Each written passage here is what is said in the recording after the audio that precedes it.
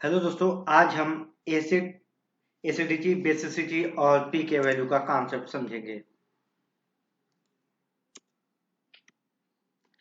Concept of acid, basic strength and P के value, हम आज इसको समझने की कोशिश करेंगे।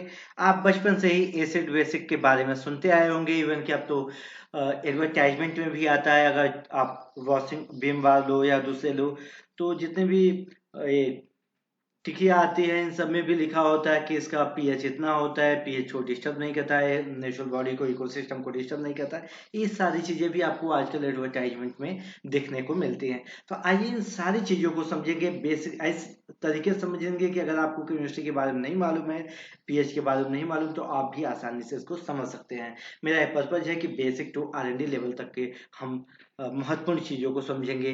टेक्स्ट बुक से अलग यहाँ पर हमने आपके सामने कुछ नया बताने की कोशिश किया है। तो हम यहाँ क्या क्या देखेंगे, हम इसमें समझेंगे कॉन्सेप्ट ऑफ पीके और पीएच वैल्यू को समझेंगे। हम ये जानने की कोशिश करेंगे ऐसा क्या होता है कि कोई एक मालिक्यूल एसिडिक होता है जबकि दूसरा बेसिक होता है, ऐसा क्या कारण है। ये भी समझने की कोशिश करते हैं कि कोई भी एसिड क्यों स्ट्रांग होता है, क्यों जबकि दूसरा एसिड वीक होता है। ऐसा क्या होता है कि कोई एक बेस स्ट्रांग होता है जबकि दूसरा कंपाउंड जो होता है वीक बेस होता है। हम साथ साथ पीएच का रिएक्शन पर क्या इम्पैक्ट होता है, इसको समझने की कोशिश करेंगे। और हम ये भी समझेंगे कि पीएच का ड्रग डेवलपमेंट में क्या रोल होता है, क्या की फैक्टर, क्या प्ले ये रोल प्ले करता है, हम इसको समझने की कोशिश करेंगे। तो अतः ये पूरा, ये सारी चीजें समझने के लिए आप पूरा अंत तक हमारे साथ बने रहिएगा। कोई आपके साथ क्वेरी होती है, आप कमेंट बॉक्स में आप हमसे साझा कर सकते हो, हम उस पर जरूर आपको जवाब देंगे। तो सबसे पहले, how to dissolve organic compounds in water. अब आप ये बोलोगे कि अभी हम एसिड बेस का समझ रहे थे, तो यहाँ पर ऑर्गेनिक कंपाउंड को वाटर में डिजॉल्व करने का क्या जरूरत पड़ा। तो दोस्तों यही तो की फैक्टर है। आप ये समझिए कि इनऑर्गेनिक कंपाउंड तो ज्यादातर इनऑर्गेनिक कंपाउंड वाटर में डिजॉल्व है, उसमें पीएच और पीके वैल्यू का कोई खास रोल नहीं है। वैसे पीएच और पीके वैल्यू लगभग सेम होता है, लेकिन जहां पर वीक एसिड वीक बेस की कंडीशन आती है, वहां पर पीके वैल्यू की ज्यादा रोल होती है। तो उसको हम आगे समझने की कोशिश करेंगे। अब हम ये देखेंगे कि most most organic compounds are insoluble in water. ज्यादातर जो हम ऑर्गेनिक कंपाउंड्स बनाते हैं वो वाटर इनसॉल्युबल होता है। ये उसका बेसिक कैरेक्टर है, उसका जन्मजात गुण है, उसका अधिकार है कि वो वाटर में इनसॉल्युबल रहे। फिर फिर हम दवाइयां बनाएंगे, दूसरे खाने वाली चीजें बनाएंगे, तो वाटर सॉल्युबल नहीं होगा, इनसॉल्युबल होगा, तो हमारे लिए तो यूजफुल नहीं हुआ। अगर यूजफुल नहीं हुआ तो उसको बनाने का कोई फायदा नहीं हुआ। तो क्या ऐसा कोई तरीका है कि ऑर्गेनिक कंपाउंड्स को हम वाटर में सॉल्युबल कर सकते हैं? ये सवाल आपके मन में अभी जरूर आ रहा होगा। जी हाँ, बिल्कुल। हम ऑर्गेनिक कंपाउंड्स को वाटर सॉल्युबल बना सकते हैं। इसके लिए हमें क्या करना होगा, ऑर्गेनिक कंपाउंड्स जो है उसमें अनायंस, कैटायंस या अनायन उसमें जनरेट करना होगा। अगर साधारण भाषा में कहें तो जो ऑर्गेनिक कंपाउंड्स है उसको सॉल्ट बनाकर हम वाटर सॉल्युबल बना सकते हैं। जैसे कैटायंस आयन ऑर्गेनिक कंपाउंड का जनरेट होगा, वह वाटर में आसानी से डिजॉल्व हो जाएगा। क्यों? क्योंकि water can solvate both cations and anions. बाकी दूसरे जो कंपाउंड्स होते हैं, सॉल्वेंट्स होते हैं, दूसरे वाटर के अलावा दूसरे जो सॉल्वेंट्स होते हैं, वे या तो कैटायंस को डिजॉल्व करने की टेंडेंसी रखते हैं या तो अनायंस की। कि वाटर में एक स्पेसिफिक कैरेक्टर होता है, वो कैटायंस और अनायंस दोनों को वाटर सॉल्युबल करता है। अब आप कहोगे ये तो बातें ठीक होगी, लेकिन कैसे? अगर कोई भी आप कंपाउंड्स बनाते हो, उसमें कोई भी एसिडिक ग्रुप है, कार्बोक्सिलिक एसिड उसमें लगा हुआ है, तो आप उसका पीएच स्लोली धीरे धीरे बढ़ाकर, आप यानी कि बेसिक पीएच करके, पीएच बढ़ाना मतलब बेसिक पीएच करके ऑर्गेनिक एसिड का सॉल्ट बनाएंगे। और जैसे सॉल्ट का फॉर्मेशन होता है, दुनिया की सभी प्रकार के सॉल्ट वाटर सॉल्युबल होते हैं। आपने देखा, आपने कितनी जबरदस्त तरीके से आप बेसिक केमिस्ट्री अप्लाई करके एक नॉन सॉल्युबल इनसॉल्युबल कंपाउंड को सॉल्युबल कंपाउंड में कन्वर्ट कर दिया। ऐसे ही जो ऑर्गेनिक बेस होते हैं, उनका पीएच स्लोली डिक्रीज करते हैं लो टेम्परेचर पर।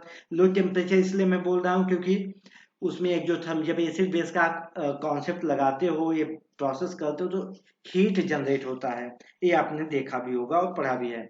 तो हम ऑर्गेनिक बेस का पीएच एसिडिक पीएच करके, यानी पीएच उसका डिक्रीज करके हम सॉल्ट बनाते हैं, उसको डिजॉल्व करते हैं। एक एग्जांपल देख लेते हैं। आपके स्क्रीन पर जो कंपाउंड दिख रहा है वाटर इंसॉल्युबल जो है, इसको सीटाग्लिप्टिन कहते हैं। डायबिटीज में बहुत ज्यादा यूज होने वाला मेडिसिन है। ये आपको मार्केट में अलग अलग सॉल्ट के फॉर्म में मिल जाएगा, लेकिन ज्यादा आपको आसानी से देखने को मिला। गूगल कर सकते हैं आप। आपके पास पड़ोस में कोई डायबिटिक पेशेंट है, उनके आप मेडिसिन को आप चेक करेंगे तो आपको सीटाग्लिप्टिन जरूर मिलेगा। सीटाग्लिप्टिन वाटर इंसॉल्युबल होता है, लेकिन वाटर इंसॉल्युबल है। और ध्यान से देखिएगा यहाँ पर अमीन ग्रुप लगा हुआ है। अमीन ग्रुप अगर लगा होता है तो कौन सा कंपाउंड होता है? बेस होता है। बेस का पीएच कैसे, बेस को कैसे वाटर में डिजॉल्व करते हैं? बाय डिक्रीजिंग पीएच, यानी एसिडिक कैरेक्टर करके। तो इसको हम फास्फोरिक एसिड धीरे धीरे ऐड करते हैं, और जैसे फास्फोरिक एसिड ऐड करते हुए क्या होता है, इसका सीटाग्लिप्टिन का फास्फेट सॉल्ट बनता है। ठीक है, फास्फेट सॉल्ट जो होता है वो वाटर सॉल्युबल होता है और हमारे मेटाबॉलिज्म ड्रग एक्शन के काम आता है। तो अब जो सीटाग्लिप्टिन का फास्फेट हुआ, मेन एक्शन तो सीटाग्लिप्टिन का होता है जो वाटर इनसॉल्युबल होता है, लेकिन हम इसको प्रो ड्रग बनाते हैं सीटाग्लिप्टिन फास्फेट। बॉडी में जाने के बाद ऐसे ऐसे चीजें जो बॉडी में जाने के बाद फिर वो डिसोसिएशन के बाद वो ड्रग का काम करते हैं, तो उसको प्रो ड्रग बोलते हैं। क्योंकि आपने अभी दवाई नहीं बनाया, दवाई बनाया लेकिन उसके साथ डेरिवेटिव जोड़ा है ताकि वो हमारे मेटाबॉलिज्म का पार्ट बन सके। ऐसे एक दूसरा एग्जांपल आप समझिए, जो चार्ज कंपाउंड्स होते हैं। दूसरे एग्जांपल्स की अगर बात करें तो आप अपने से ड्रा कीजिएगा, आप अपने से ड्रा कीजिएगा। एस्पिरिन का स्ट्रक्चर आप ड्रा कीजिएगा। आप देखेंगे एस्पिरिन में कार्बोक्सिलिक एसिड होता है और यह वाटर इनसॉल्युबल होता है। आप गूगल कीजिएगा, बहाना कोई नहीं चलेगा। आप सभी लोग अभी एस्पिरिन का स्ट्रक्चर गूगल से देखिएगा, आपको मिलेगा बेंजीन के ऊपर कार्बोक्सिलिक एसिड लगा हुआ है, साथ साथ एस्टेरिक ग्रुप लगा हुआ है। ठीक है, जो इसको आप सोडियम बाइकार्बोनेट वीक बेस हम यूज करते हैं। वीक बेस इसलिए यूज करते हैं, स्ट्रॉन्ग बेस यूज करेंगे तो बगल में जो एस्टर है वो डिसोसिएट हो जाएगा। मैं नहीं बना रहा, ये आपके लिए होमवर्क है, आप इसको जरूर अभी मेरे सामने कीजिएगा, मैं आपको टाइम दे रहा हूँ। तो एस्पिरिन का आपने स्ट्रक्चर देखा, इसको वीक बेस सोडियम बाइकार्बोनेट में जैसे इसको डिजॉल्व सोडियम बाइकार्बोनेट इसको लेते हैं हम। सोडियम बाइकार्बोनेट क्या करता है, एसिड का सॉल्ट बनाता है, सोडियम सॉल्ट बनाता है। अब जो सोडियम सॉल्ट बनता है एस्पिरिन का, ये बहुत ही वाटर में बहुत ही अच्छा सॉल्युबल होता है। आइए हम कुछ इंपॉर्टेंट चीजें समझते हैं। Charge compound separated by acid base structure. अगर आप ऑर्गेनिक सिंथेसिस करते हैं तो केवल ऑर्गेनिक सिंथेसिस सीधा नहीं हो जाता, 100% कन्वर्जन नहीं होता है। इसमें बहुत कुछ अनरिएक्टेड भी होते हैं, कुछ बाई प्रोडक्ट भी बन जाते हैं। लेकिन आपको डिजायर प्रोडक्ट अगर आपको सेपरेट करना है तो क्या करेंगे, आप अगर देखें उसमें एसिड या बेस बन रहा है तो उसको पीएच एडजस्ट करके आप उसको सेपरेट कर सकते हैं। जैसे एक एग्जांपल मैं लेता हूँ, टॉल्यूइन का आपने टॉल्यूइन आपने लिया और आपको बेंजोइक एसिड बनाना है, आपने इसका ऑक्सीडेशन करा दिया, कार्बोक्सिलिक एसिड बन गया, बेंजोइक एसिड बन गया, लेकिन साथ साथ कुछ अनरिएक्टेड भी रहा। ठीक है, तो जो ये अनरिएक्टेड रहा, आप क्या करते हैं कि अगर इसमें टॉल्यूइन में सोडियम का सॉल्ट आप सोडियम हाइड्रोक्साइड आप यूज करते हैं तो एसिड का ये जो एसिड है इसका सॉल्ट बन जाता है, टॉल्यूइन कोई रिएक्शन नहीं करता। अब आप वाटर में आपने सोडियम सॉल्ट स्लोली मिलाया, सोडियम NaOH मिलाया तो ये सॉल्ट बन गया, लेकिन ये टॉल्यूइन वाटर इनसॉल्युबल है। आप MDC मिलाकर एक्सट्रैक्शन करेंगे तो MDC में टॉल्यूइन आ जाएगा, वाटर में आपका सोडियम सॉल्ट आ जाएगा, सोडियम बेंजोएट। सोडियम बेंजोएट बहुत ही अच्छा प्रिजर्वेटिव होता है, इसके बारे में भी हम अगले स्लाइड पर देखेंगे। अब ये जो सोडियम बेंजोएट हो गया, वाटर में आ गया, आप इसमें धीरे धीरे HCl मिला देंगे तो NaCl का सॉल्ट बन जाएगा और कार्बोक्सिलिक एसिड अलग हो जाएगा, उसको वापस MDC से एक्सट्रैक्शन करके आप आइसोलेट कर सकते हैं। हम आगे समझते हैं।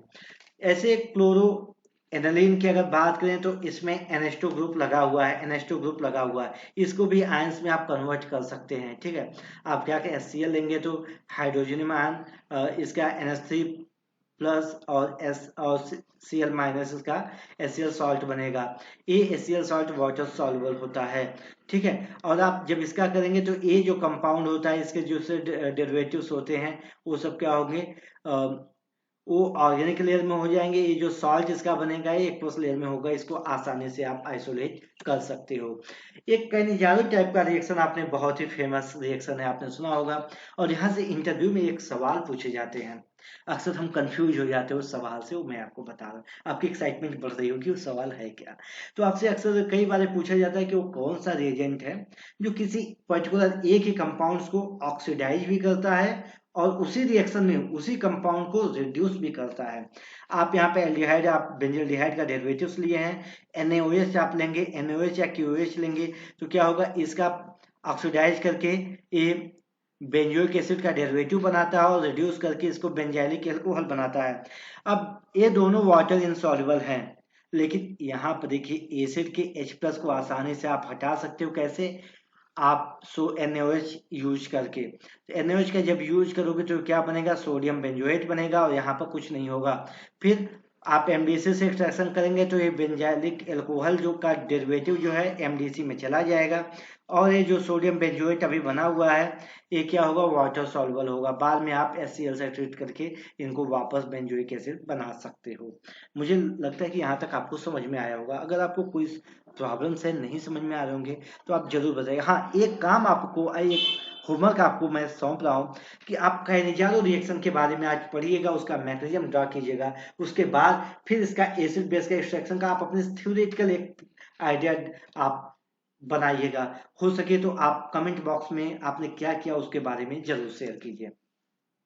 अब हम समझने की कोशिश, यहाँ तक हमने समझा, क्या क्या समझा, कि सबसे पहले हमने समझा कि कोई भी ऑर्गेनिक कंपाउंड से वाटर सॉल्युबल नहीं होता है, उसको हम अगर पॉसिबल है एसिड या NH2 ग्रुप या ऑर्गेनिक एसिड या बेस है तो उसको हम pH कम या ज़्यादा करके, यानी कि ऑर्गेनिक एसिड को बेसिक pH करके उसको हम वाटर सॉल्युबल बना सकते हैं, जबकि ऑर्गेनिक बेस को एसिडिक pH करके, यानी कि pH लो करके वाटर सॉल्युबल कर सकते हैं। अब हम एसिड्स, बेसिस और pK वैल्यू का बेसिक कॉन्सेप्ट समझेंगे, जो आप +2 लेवल तक आसानी से इसको आप पढ़े होंगे। तो pK वैल्यू एक पैरामीटर होता है जो एसिडिटी और बेसिसिटी के स्ट्रेंथ को डिटरमाइन करने के काम आता है। Acid has a tendency to lose a proton while base has a tendency to accept a proton. ये आप इसको याद रखिएगा। अब प्रोटॉन से एक चीज समझ में आया कि प्रोटॉन पूरे केमिस्ट्री की दुनिया का इकलौता ऐसा केमिकल स्पीशीज है जो बेयर न्यूक्लियस को रखता है। अब आप कहोगे 1H1, आप प्रोटियम आप लेंगे, इससे एक इलेक्ट्रॉन निकालेंगे, प्रोटॉन बचा है। इस प्रोटॉन के पास न्यूक्लियस है लेकिन कोई भी न्यूट्रॉन नहीं है, कोई भी इलेक्ट्रॉन नहीं है। तो ये बहुत ही यूनिक है और बेसिक लेवल का, अगर आप जस्ट एकेडमिक पास करके गए होंगे तो आपसे इंटरव्यू में ऐसा पूछा जा सकता है। एवं कई बार मजाक में ऐसे चलता है, हम डिस्कशन करते हैं तो छोटी चीजें हमारे दिमाग से हट जाती हैं और वहां पर कई बार शर्मिंदगी आपको झेलनी पड़ती है। एक चीज और, कोई भी मॉलिक्यूल जब तक डिसोसिएट नहीं हो रहा है तब तक वो एसिड बेसिक कैरेक्टर नहीं शो करेगा। जैसे गैसेस HCl अगर गैसेस फॉर्म में है तो डिसोसिएट नहीं होगा, अगर डिसोसिएट नहीं होगा तो वो एसिड नहीं है। तो जब तक वो वाटर सॉल्युबल नहीं होगा, वाटर में डिजॉल्व नहीं करेंगे या लिक्विड फॉर्म में नहीं करेंगे, उनमें डिसोसिएशन की टेंडेंसी नहीं होगा। इसलिए HCl एसिडिक नहीं है, इस बात को आप ध्यान रखिएगा। अभी हमने पिछले 2 स्लाइडों में देखा कि बेंजोइक एसिड के बारे में, बेंजोइक एसिड के डेरिवेटिव्स थे, उनका हम सॉल्ट बनाकर हमने उनका एक्सट्रैक्शन किया। यहाँ बहुत इंपॉर्टेंट है क्योंकि इसी कैरेक्टर का यूज किया जाता है जल्दी जो एरोमेटिक और एलिफैटिक लोअर एसिड होते हैं, एसिड के डेरिवेटिव होते हैं, बहुत ही इफेक्टिव बैक्टीरियोसाइड के लिए, यानी एंटी बैक्टीरियल प्रॉपर्टी उनकी होती है, इसलिए इनको फूड स्टॉक में यूज किया जाता है एज ए प्रिजर्वेटिव। आप कोई भी फूड प्रोडक्ट आप देख सकते हैं, डाबर का, पतंजलि का, इन सब का आप देख सकते हैं, या दूसरे जो भी फूड मार्केट में है, तो ज्यादातर में sodium benzoate, sodium acetate, sodium propionate, इन सब का यूज किया जाता है क्योंकि बहुत ही इफेक्टिव बैक्टीरियासाइड होते हैं। अब एक चीज और, बेंजोइक एसिड वाटर इंसॉल्युबल है तो इसको सोडियम का सॉल्ट बनाकर, सोडियम बेंजोएट बनाकर उसमें आपके फूड स्टॉक में इसको मिलाया जाता है। वहां पर वाटर, थोड़ा बहुत वाटर होता है, वाटर पाने के बाद ये बेंजोइक एसिड बनता है, उसके बाद ही इफेक्टिव बैक्टीरियासाइड की तरह काम करता है।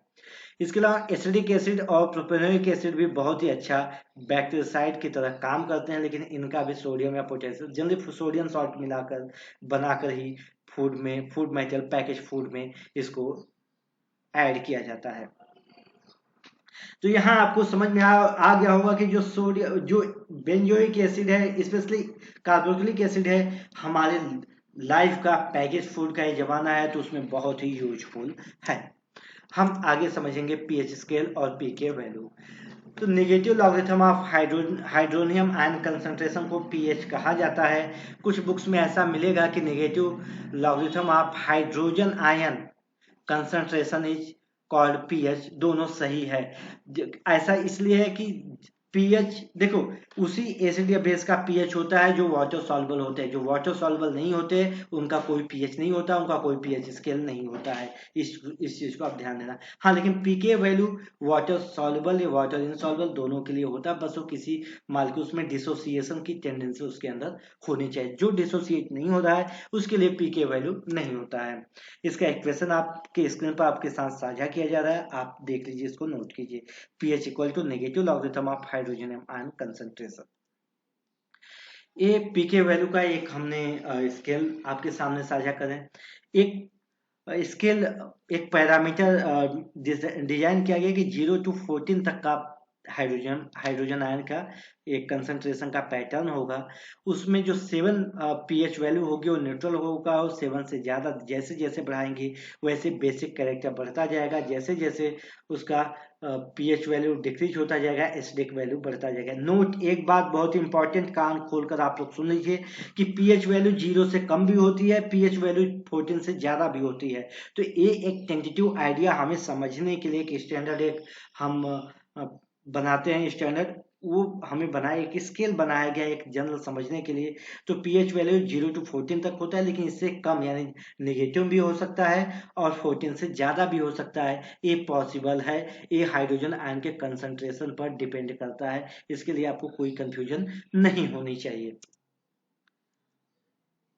एक बात और, पीके वैल्यू की अगर हम बात करें तो पीके वैल्यू ऐसा पीएच होता है जब एसिड और उसके कंजुगेट बेस इक्वल कंसंट्रेशन में अवेलेबल होते हैं। एक इक्वेशन को देखते हैं पीके वैल्यू। यहाँ पे इसका जो इक्विलिब्रियम कांस्टेंट होगा के इक्वल टू कंजुगेट बेस और H प्लस का एसिड हाइड्रोजन आयन का कंसंट्रेशन अपान अनडिसोसिएटेड मॉलिक्यूल्स। पीके और पीएच का बीच का जो रिलेशन होता है इसको हेंडरसन इक्वेशन के द्वारा इसको पढ़ा जाता है। हेंडरसन इक्वेशन हम स्क्रीन में आपके सामने लिखा हुआ है, pH equal to pK plus log conjugate base का concentration upon undissociated molecules acid का कंसंट्रेशन। तो ये रहा हमारा एसिड बेस का कॉन्सेप्ट। हमने इसमें प्रैक्टिकल अप्रोच से आपको समझाने की कोशिश किया कि कैसे हम सॉल्ट डेरिवेटिव्स बनाते हैं, कैसे हम ऑर्गेनिक मॉलिक्यूल को डिसोसिएट कर कैसे उसको अलग करते हैं। हमने ये समझा कि अगर वाटर सॉल्युबिलिटी अगर बढ़ानी है तो कैसे बढ़ा सकते हैं। रिएक्शन पर क्या इम्पैक्ट होता है, रिएक्शन पर ये इम्पैक्ट होता है कि कोई आपने रिएक्शन लगाया, अगर वो आइसोलेट करना हुआ तो उस कंडीशन में आप एसिड बेसिक कॉन्सेप्ट का एक्सट्रैक्शन यूज करके आप आसानी से उसको डिसोसिएट उसको अलग कर सकते हो। तो दोस्तों, ये रहा हमारा एसिड बेसिक स्ट्रेंथ का बहुत ही बेसिक प्रैक्टिकल अप्रोच से बताने का तरीका। मुझे उम्मीद है अगर आप नॉन केमिकल बैकग्राउंड के होंगे, आप टेक्निकली इसके बारे में नहीं जानते होंगे, फिर भी आपको बेसिक समझ में आया होगा। अगर आपका कोई सवाल है, इवन कि किसी टॉपिक पर आपको वीडियो चाहिए, आपको शेयर करना, मेरे साथ डिस्कशन करना है, तो ऑनलाइन प्लेटफॉर्म पर भी मैं आपके साथ किसी टॉपिक पर, जिस टॉपिक पर आपको डिस्कशन करना है, आप आसानी से अपना मेल आईडी और टॉपिक का नाम बता सकते हैं। मैं आपसे कांटेक्ट करके आपके साथ जरूर उस टॉपिक पर आपसे डिस्कशन करूंगा। Thank you.